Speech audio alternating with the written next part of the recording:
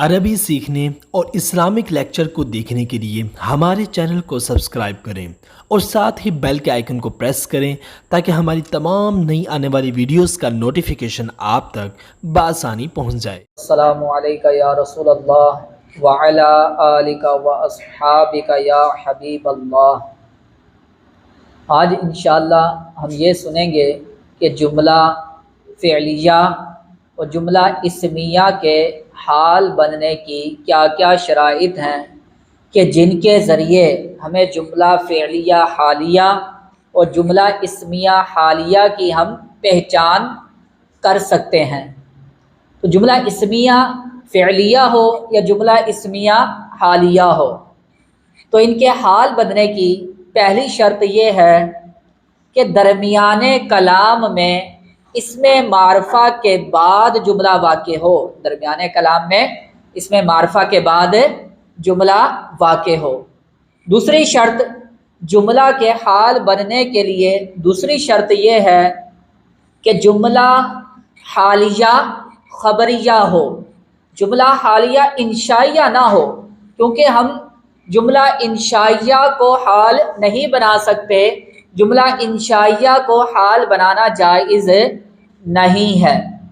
تیسری شرط کہ جب جملہ فعلیہ فعل مضارع حال بنے، جملہ فعلیہ فعل مضارع حال بنے تو اس صورت میں جملہ حالیہ کے شروع میں سین یا سوفا علامت استقبال نہیں آ سکتی۔ جب آپ جملہ فعل مضارع کو حال بنائیں گے تو فعل مضارع کے حال بننے کے لیے کیا شرط ہے کہ اس کے شروع میں سین یا سوفا علامت استقبال نہیں آئے گی۔ تو یہ ایک پہچان ہے۔ تو اس صورت میں جب اس میں معرفہ کے بعد فعل مضارع آئے گا تو وہ حال بن سکتا ہے، جبکہ فعل مضارع کے شروع میں سین یا سوفا علامت استقبال نہ ہو۔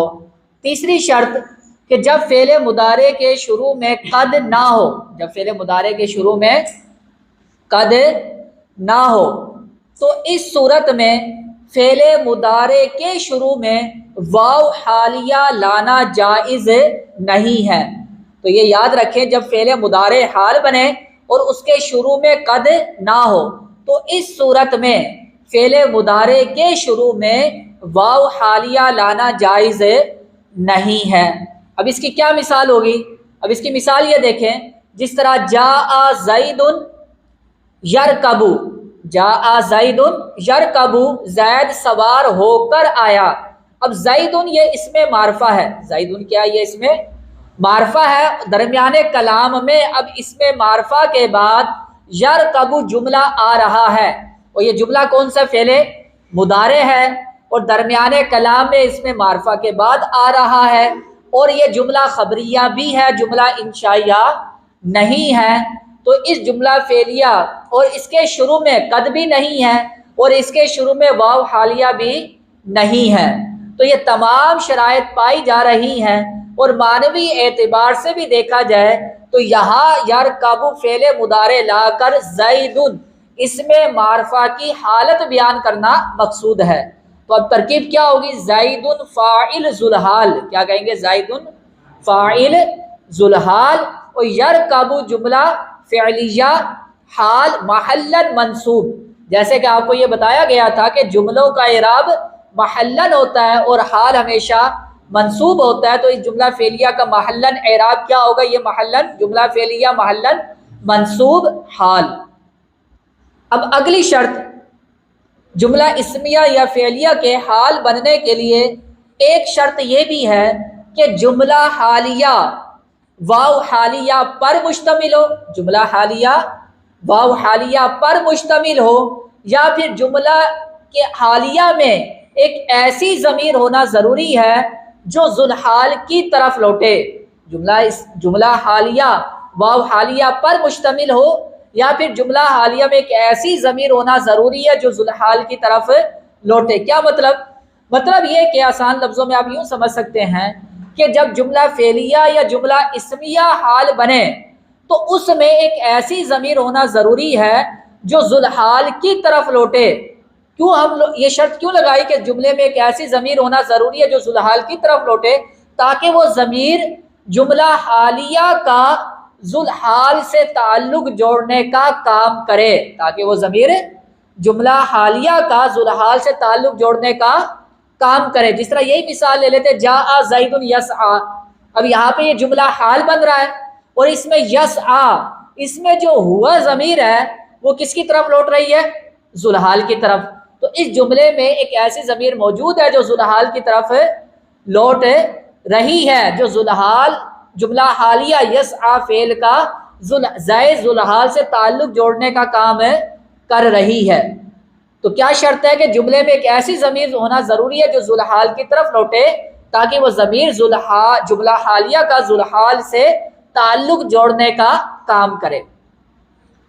اگلی شرط، اگر جملے میں کوئی ایسی ضمیر موجود نہ ہو جو ذوالحال کی طرف لوٹے، اگر جملہ اسمیہ یا جملہ فعلیہ حال بنے اور اس میں کوئی ایسی ضمیر موجود نہ ہو جو ذوالحال کی طرف لوٹے، تو پھر اس صورت میں جملہ حالیہ کے شروع میں واو حالیہ لانا واجب ہو جائے گا۔ تو یہ یاد رکھیں کہ جب جملہ حال بنے اور اس میں کوئی ایسی ضمیر موجود نہ ہو جو ذوالحال کی طرف لوٹے، تو پھر اس صورت میں کیا ہو جائے گا؟ جملہ حالیہ کے شروع میں واو حالیہ لانا واجب ہو جائے گا، ضروری ہو جائے گا، تاکہ اب یہ واو حالیہ جملہ حالیہ کا ذوالحال سے تعلق جوڑنے کا کام کرے۔ اب اس کی کیا مثال ہو سکتی ہے؟ اب اس طرح ایک مثال یہ دیکھیں کہ لا تاکل، آپ کھانا مت کھائیں، والطعام حار، والطعام حار، کہ جب کہ کھانا کیا ہو؟ گرم ہو۔ اب یہاں پر دیکھیں لا تاکل، یہاں پہ انتا ضمیر مستتر فاعل ہے، اس میں معرفہ ہے اور اس کے بعد جملہ بھی آ رہا ہے۔ اس میں معرفہ چاہے وہ اس میں ظاہر ہو یا ضمیر ہو، اس میں معرفہ اس میں ظاہر ہو یا پھر اس میں ضمیر ہو، جب بھی اس کے بعد جملہ آ جائے تو وہ کیا بنتا ہے؟ حال۔ اب یہاں پر ہم کیا کہیں گے؟ لا تاکل میں انت ضمیر مستتر فاعل ہے اور اس کے بعد کیا آ رہا ہے؟ جملہ آ رہا ہے والطعام حار۔ اب یہ والطعام حار یہ کیا بنے گا ترکیب کلام میں؟ یہ جملہ اسمیہ کیا بنے گا؟ حال۔ اب ہم غور کرتے ہیں، یہ جملہ حال تو بن رہا ہے والطعام حار جملہ اسمیہ، لیکن یہاں پر کوئی ایسی ضمیر موجود نہیں ہے جو ذوالحال کی طرف لوٹے۔ تو ہم نے کیا کہا تھا؟ جب جملے میں کوئی ضمیر موجود نہ ہو تو پھر کیا ضروری ہو جائے گا؟ جملہ کے شروع میں، حالیہ کے شروع میں واو حالیہ لانا واجب ہے۔ تو یہاں پر یہ واو کیا آ چکی ہے؟ اس کے شروع میں واو حالیہ آ رہی ہے، جو جملہ اسمیہ کا، جملہ حالیہ کا انتا ضمیر ذوالحال سے کیا کر رہی ہے؟ اس کا تعلق جوڑنے کا کام کر رہی ہے۔ اب ترکیب کیا ہوگی؟ لا تاکل فعل نہیں، اس میں انتا ضمیر مستتر فاعل ذوالحال، کیا کہیں گے؟ انتا ضمیر مستتر فاعل ذوالحال واو حالیہ اور الطعام حار یہ مبتدا خبر جملہ اسمیہ حالیہ محلاً منصوب۔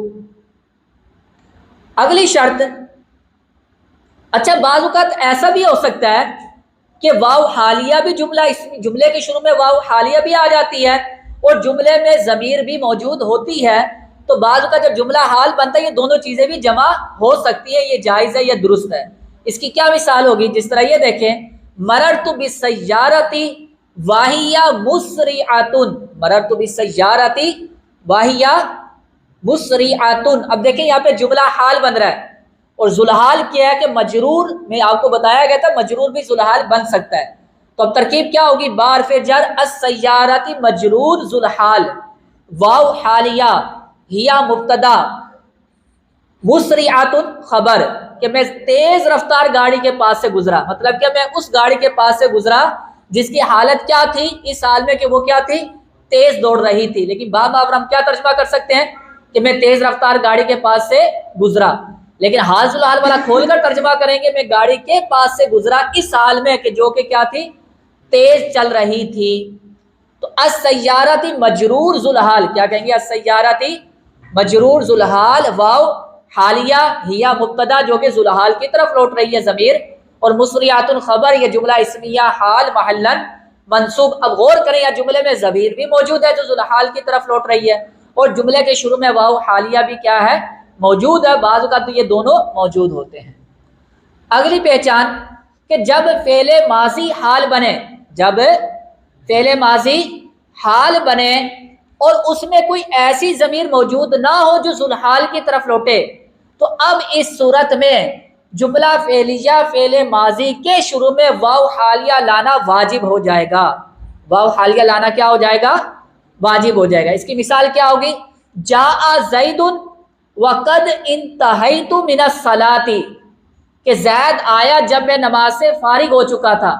اب یہ دیکھیں وقد انتہیت من الصلاۃ، زید ذوالحال فاعل، لیکن یہاں پر وقد انتہیت من الصلاۃ یہ فعل ماضی حال بن رہا ہے، لیکن یہاں پہ کوئی ایسی ضمیر موجود نہیں ہے جو زید ذوالحال کی طرف لوٹے۔